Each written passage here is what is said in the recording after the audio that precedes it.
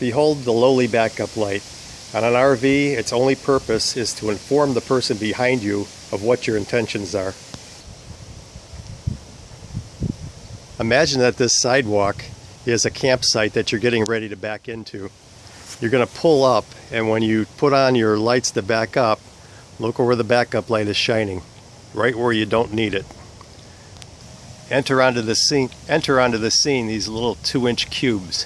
When I pull up far enough with these things, they're going to be shining directly onto the pad where I'm going to back into, either on this side or on the other.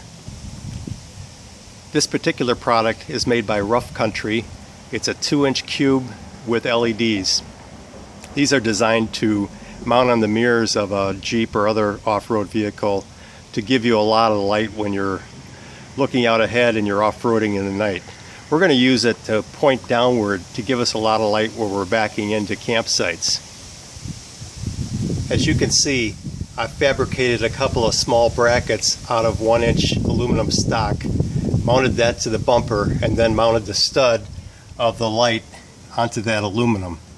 What that does is it gives me enough flexibility on the aluminum to be able to push down and get my initial set on where I want the light, and then the Allen head screws loosen up on the bracket, and it gives me a tilt back and forth to fine tune it.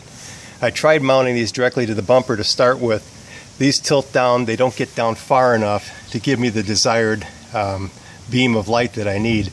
Instead, they were lighting up the adjoining campsite like a outdoor movie theater. With this setup, this has worked out very, very well. My son Adam helped me with this installation, and we've got a short video attached to this to show you how it was done. We hope you find it of some value. Particular lights that we're using are from Rough Country. They're Cree and they're 2-inch square lights. These suckers are 1440 lumens. They are going to put out a hell of a lot of light.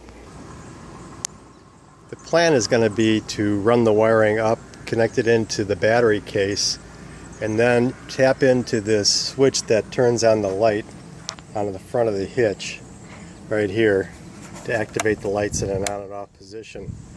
These things are going to go on simultaneously, so if you're in the campsite that's not on the side we're pulling in, well, tough, you're going to get light too.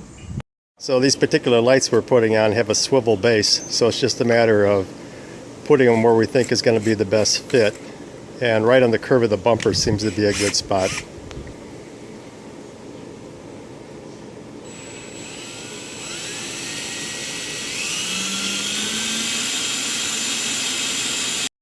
Okay, so what's next?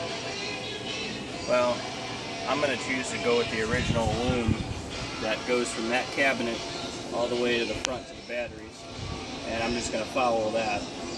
Obviously it's tried and true, there's a reason why they put it there, so I'm just going to zip tie it right to the loom that's already there. And basically from there I'm just going to cut off this switch, take my positive and my hot, wire it into the switch that's already existing up there. Okay, so this is the switch that comes with the harness.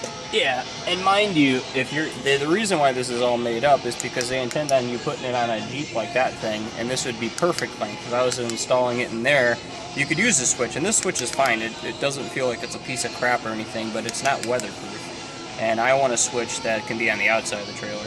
So when you look at this, it's almost the same as actually the indicator lights on here.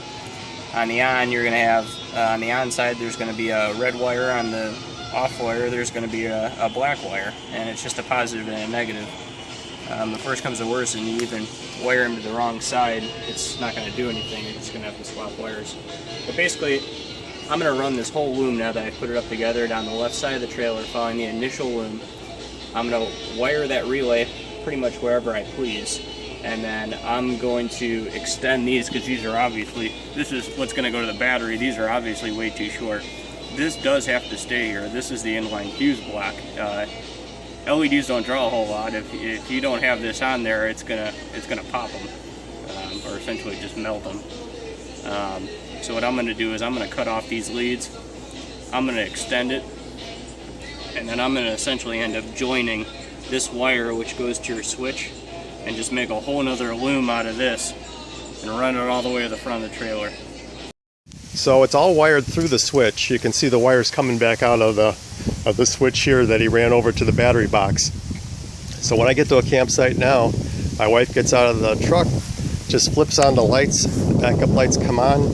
She can go to the back of the trailer, and on her cell phone, she'll help me navigate into the site. Hope you enjoyed the video. If you have any questions, send me an email at avionguy@silveravion.com, or visit the website silveravion.com.